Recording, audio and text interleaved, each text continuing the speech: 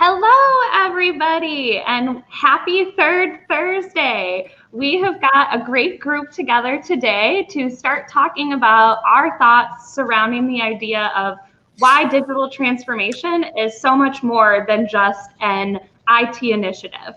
So as we get started on our end and start doing the introductions of our different experts, make sure that you pop into the chat and let us know where you're joining from. And as we get into kind of our icebreaker question, share your thoughts on that as well. But to get us started, I'm going to look to you, Miss Paula, for a quick introduction. Sure. Thanks so much for having me today. I'm really excited to be here. My name is Paula Carneiro. I actually sit in Philly now. COVID relocated me from Manhattan.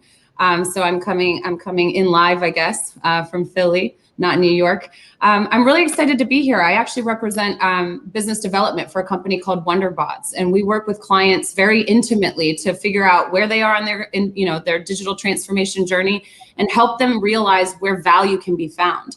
I think a lot of times we get caught up in the technology versus the value.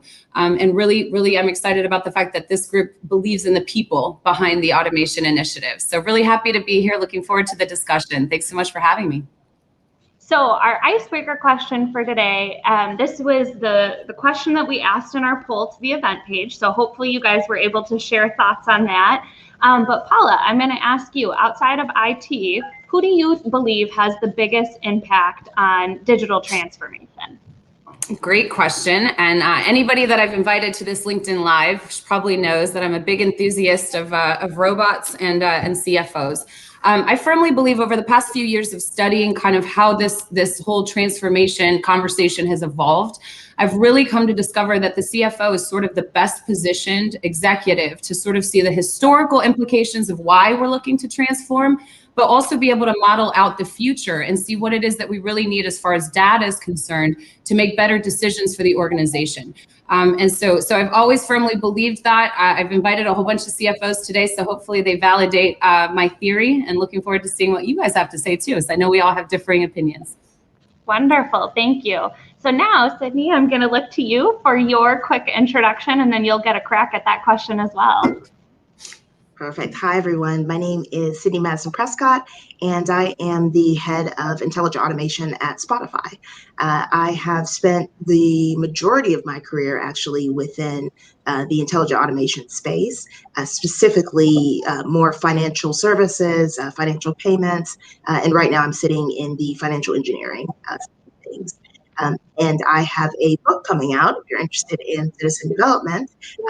It's based on leveraging basically UiPath Studio X. So it's called Robotic Process Automation using UiPath Studio X. And it's basically very hands-on. I'm a very big advocate of learning this technology and taking the fear out of the implementation side, whether you're a business stakeholder or someone who's more on the engineering side.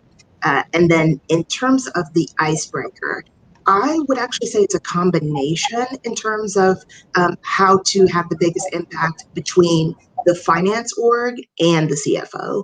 I think those two combined really pack a powerful punch in terms of driving innovation and really helping the firm as a whole to see some really significant returns on these kind of digital transformation efforts. So driving it in that manner, one, you just have a lot of manual work that within the finance department. And then also your CFO has that holistic view, right, of the entire firm, how you're doing from an OpEx perspective, all the initiatives that you are taking to really make sure that you are driving revenue and keeping your operational costs low. Wonderful. Before I pass it over to Kieran, I just wanted to let you know, Paula, you've got some CFOs in the house, so you're going to have some support for that thought process. But then I'm going to pass it over to Kieran, my counterpart with these episodes, and let you do your quick introduction and take a crack at your response to that icebreaker question as well. Thanks, Emma. I should say I feel very outnumbered today with 3 American women. So I don't know if this may be my one and only chance to get a word in edgeways, but we'll see in the rest of the talk. As you know, I've been in digital transformation for the last 25 years. And I've probably seen all sorts of movement in this market and all sorts of people being key and not key. Fantastic space to be in. And I think, Paula, we're going to disagree here, and that will be something wonderful for the listeners. I'm not entirely sure, Emma, if the CFO is the most important, or maybe the question is they shouldn't be the most important. We did a poll this week, as you will know, on the Third Thursday page. And the audience came back with the most influential were customers and finance. I think finance, to a degree, have got too much say these days. Automation started out as something that was augmenting people and helping them. And now it's become a financial equation to a certain degree. And whilst I firmly believe that a program needs to generate a return, if we focused only on the numbers, then we're in trouble. I would love if organizations listen to their customers as much as they say they listen to their customers. I think there's a lot more to be done there. So I'm not necessarily convinced that it's the customers driving change either, or digital transformation. Someone did a funny earlier on this year with a graphic and said, who is the most important? Long story short, the short version was COVID. I think that's what encouraged digital transformation the most. But if you made me pick a team within an organization, I think they're a team that, whether it's deliberate or inadvertently, absent themselves from this equation, and that's the HR team. If we're saying that organizations are made up of people, and if something I say very often is that it's people that transform organizations, not technology or anything else, then the HR team should be the answer, and they should be driving this. But I don't see that very often, which is both massively disappointing and maybe a real failure in a lot of organizations we come across. Thank you. So as you said, we had the conversation in the poll earlier this week, or I guess last week, with everybody that's joining us today. But if you guys have different thoughts or want to share your comments on that, make sure that you're putting them into the chat. As we're going through questions and comments, if we have the opportunity, we'll put them here on the screen. Otherwise, we'll be coming back to engage with all of you guys later when we can do typing as well as talking. So make sure that you're including that there for us. And we're going to dive into some of the other questions that we've got for our experts today around this idea, and really looking at how you can structure your digital transformation in a way that brings in finance and the business and possibly HR, like we were talking a little bit about there. So Sidney, I'm going to look to you for our next question. And so as our resident expert that's living and breathing digital transformation and building out a center of excellence in practice versus the vendor side, like the rest of us, I want to talk a little bit about this idea of building business knowledge into your COE and being able to have that technical knowledge and business knowledge kind of come together to make the magic. So can you share your thoughts on that with everybody? Absolutely. So this is a great, I would say almost a gap in terms of an engineering perspective. So I come from an engineering background, and traditionally there's a bit of an undertone that as an engineer, you know best. You know best how to design the solution. You may even know in the background what the product owner doesn't know about, having future perspective on what roadblocks you're going to hit. However, that entire perspective, I think, is fundamentally why we end up with projects, why we end up with bots in production that are directly impacting in a negative way the business, because we are basically engineering a solution without allowing the business to provide their feedback beforehand, basically during the requirements gathering. And this is something that I see across a lot of different industries.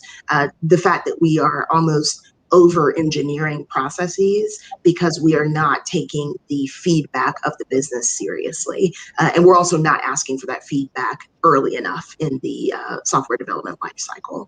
So I think it's critical to make sure that as you walk through the building and the scaling of your center of excellence, that you really factor in your business stakeholders and how key their input is, how key the knowledge that they've seen on the ground is in respect to the way your systems are performing, the methodologies you're using internally, maybe even cross-functionally across your firm.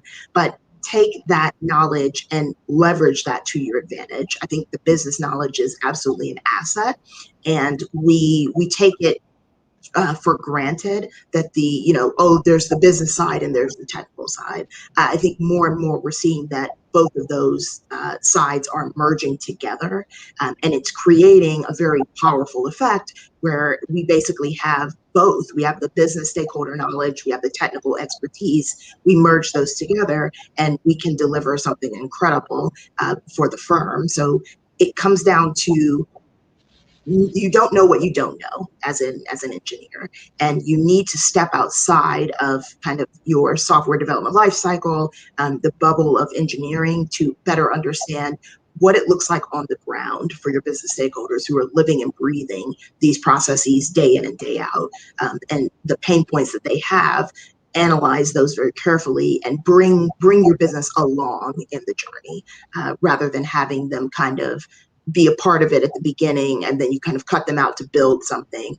They should be hand in hand with you every single step of the way as you build out that solution for them.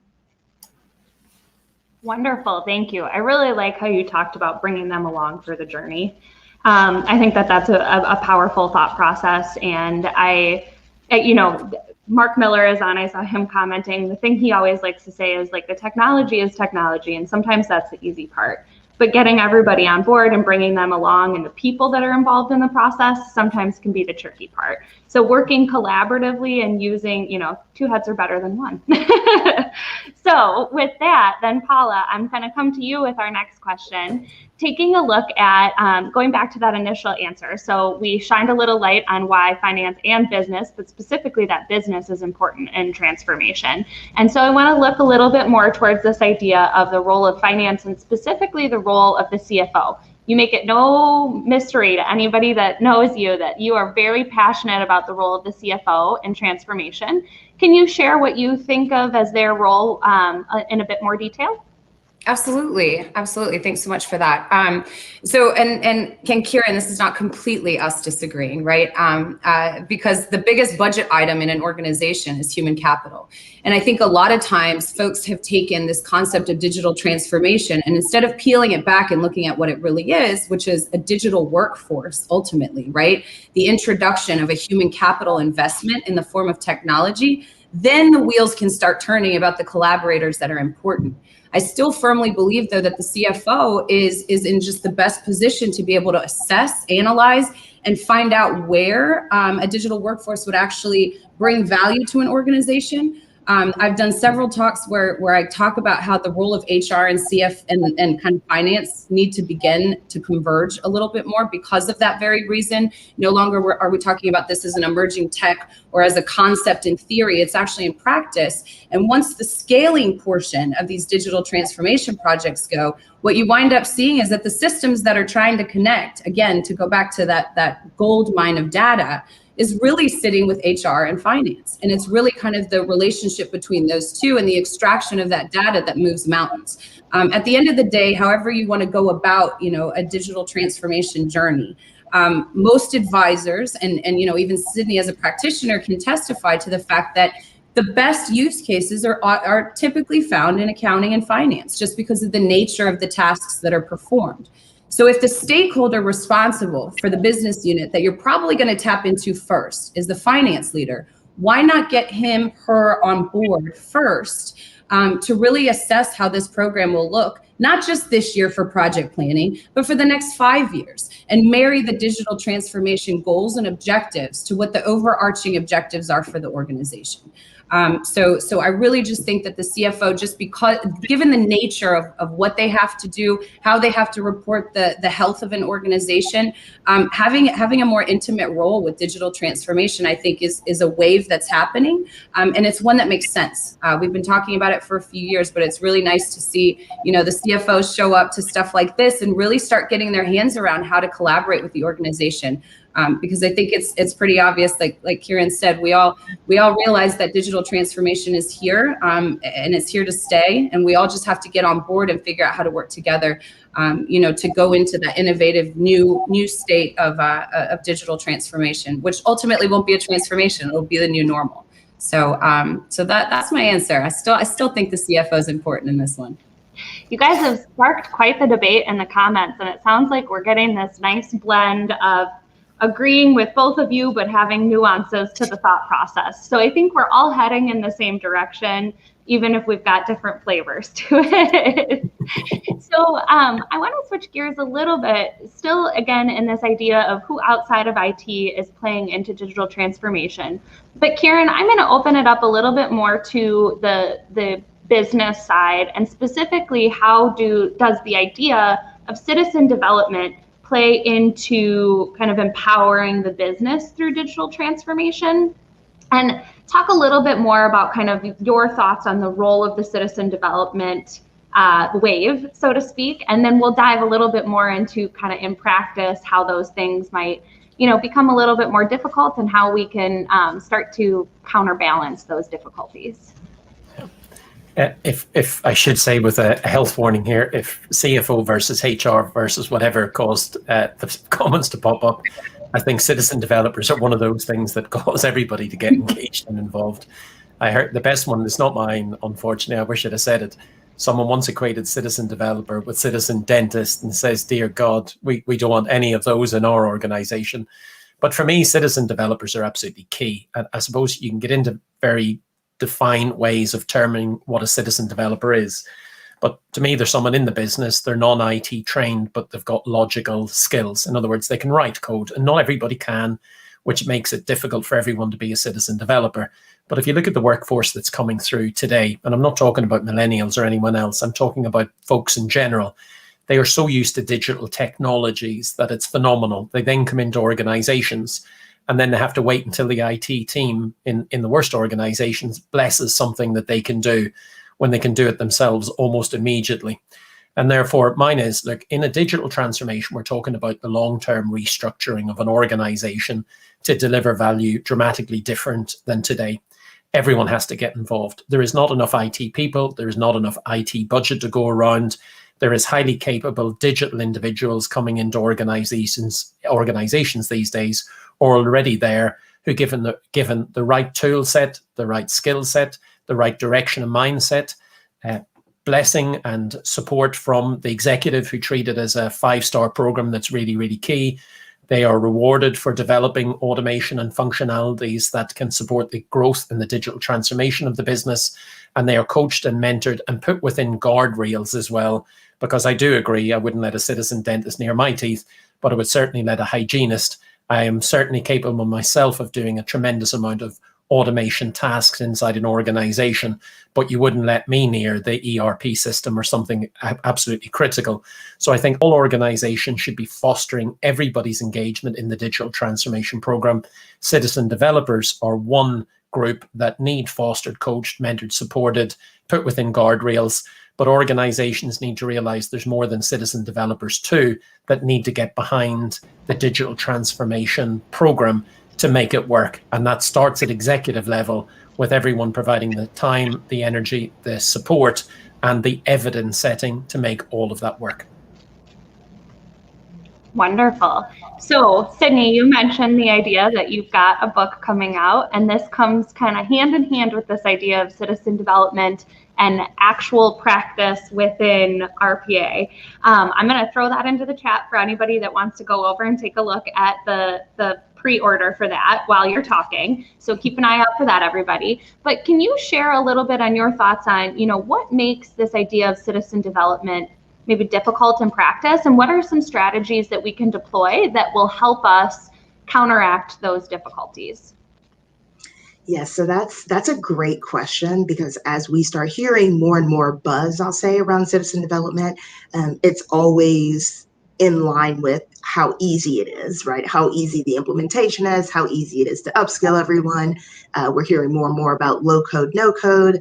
And the truth of the matter is, you're still introducing change within your organization. And you are, more specifically, you're introducing change to the way that your employees perform their daily duties. So managing that human change with the people change, that is one of the things that is very difficult.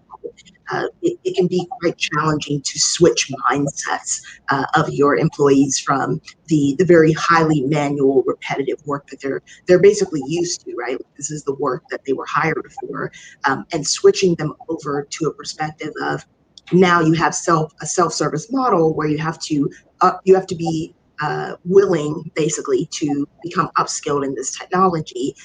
You may find some difficulty there. Not everyone, you'd be surprised, not everyone is as adept at change as we'd like to think. I think humans as a whole, but I also think there's a bit of fear that starts creeping in. And that's another thing that makes it very difficult in practice. The human element of the fear that comes along with, okay, well, if I'm not good at upskilling, is my job going to be threatened? If I'm not on board with upskilling, is my job going to be threatened? The other piece of the puzzle is also, we have to remember, citizen developers are by trade our business stakeholders. So they have a full depth and breadth of responsibilities that they have to tackle on a daily basis. And we are adding something to their plate by asking them to build out these automations. And yes, they're simple automations, but we still have to spend time training the citizen developers. They have to understand how to apply the training. And then they also have to understand that any maintenance of the bot that they've created themselves, they have to also handle that. So it makes it somewhat difficult sometimes to get your employees on board with understanding the time that's it's going to take to upskill, to actually build the bot hands-on, and then also to maintain that bot yourself. So I think in theory, we often hear citizen development promoted as very easy. I think Kieran got it right with there are guardrails that you can put in place to protect basically the integrity of your environments, the integrity of your procedures and policies internally.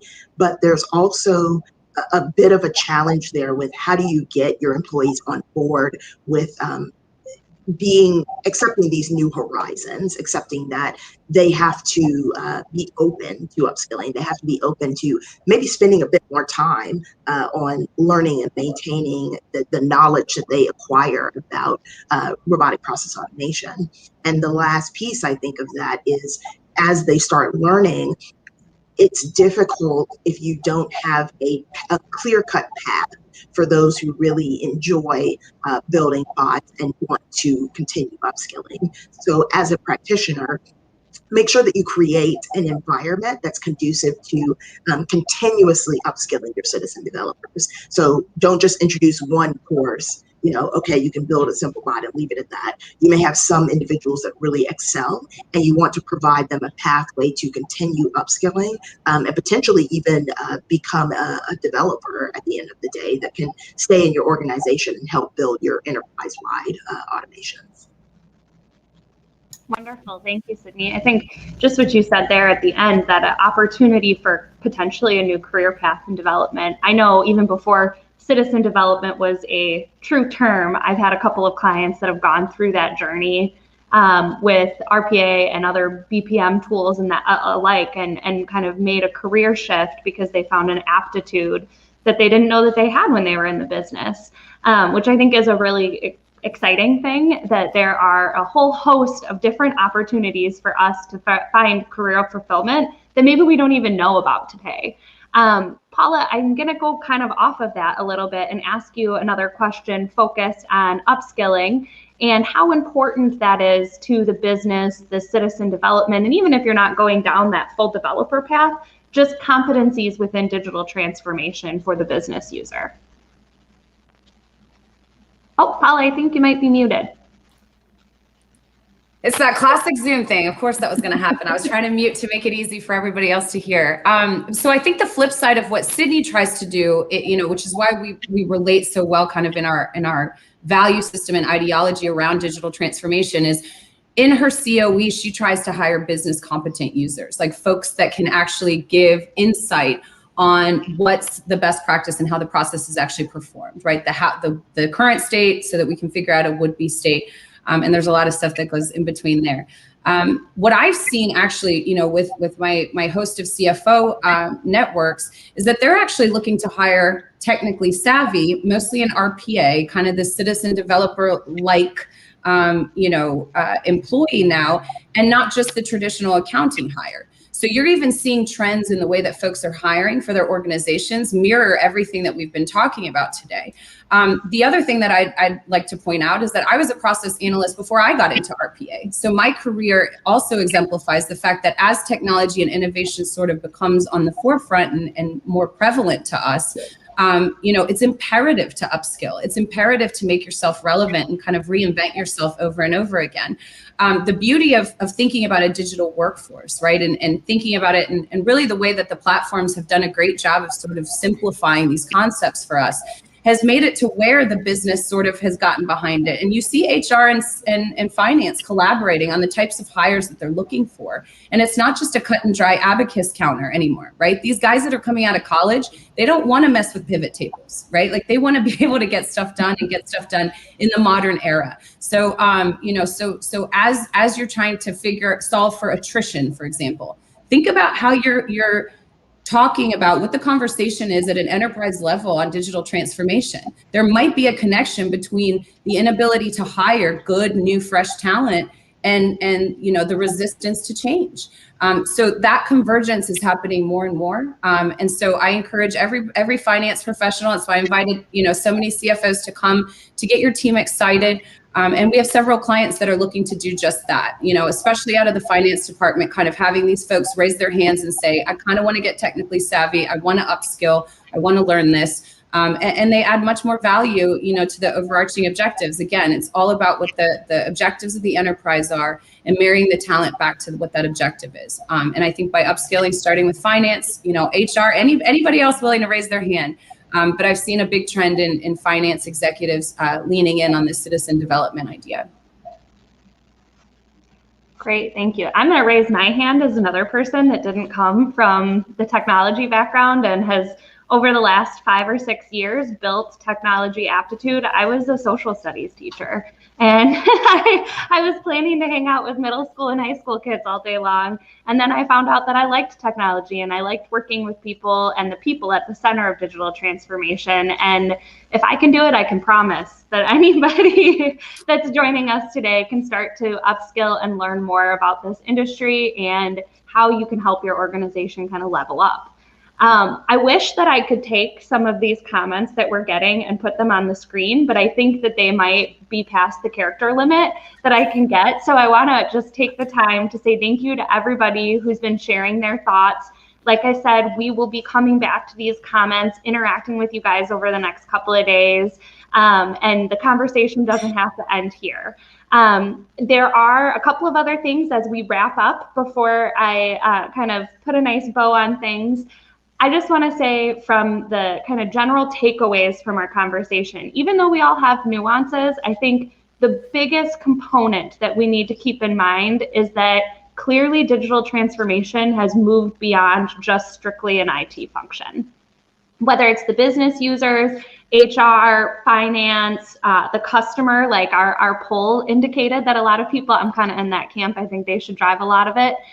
There are so many stakeholders that are a part of this, and the challenge is the change management, as Sidney alluded to earlier, of helping make digital transformation attainable, take away the fear, and work collaboratively towards the goal of bringing your organization to that next level.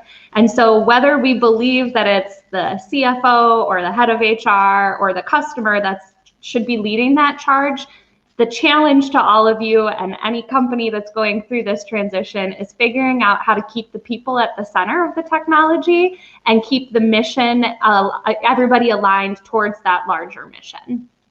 With that, I'm going to drop just one note here for everybody as we are wrapping up our February episode. We'll be back here, Kieran and I, in March with another Third Thursday. So keep an eye on this event page. We'll be setting up March's episode here shortly. So more to come on that. And then also, Kieran and I are not going to be on the same panel, but both hosting panels next week for an AI journal event. And we'll drop the link for that as well. But keep an eye out for that if you're interested in more conversations like this.